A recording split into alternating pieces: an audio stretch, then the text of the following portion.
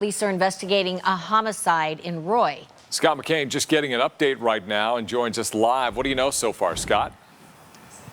Morning, guys. Developing situation here in Roy has been ongoing since at least late yesterday afternoon, but it actually started on Monday with the discovery of a deceased person in another city. These detectives that were looking into that then kind of backtracked over a couple of days, were able to trace it back to this home behind us here in Roy.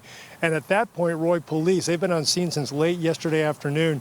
And joining us now to talk more about it is Sergeant Matthew Gwynn with Roy PD. Thanks for joining us.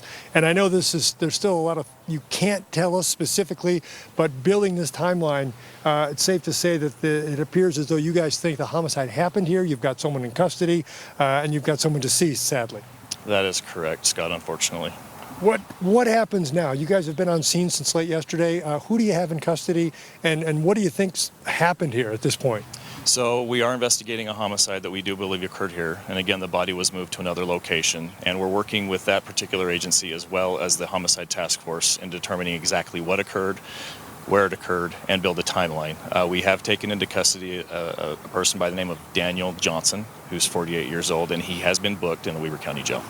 So the good news is, in terms of all of this, there's no threat to the neighbors. There's no suspects outstanding, obviously. So you've got a chance to really kind of dig in and get all this work done.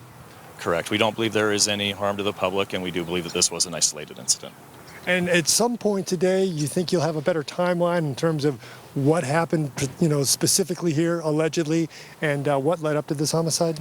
Yeah, we will have that information later this afternoon. We're going to be meeting with the other investigating agency as well as the homicide task force with the Weber County Attorney's Office, and at that point, we'll build a timeline and flesh out all the details.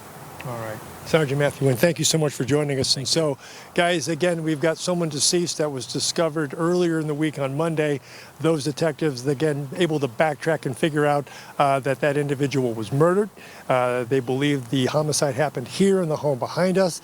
And at that point, Roy City detectives were called in.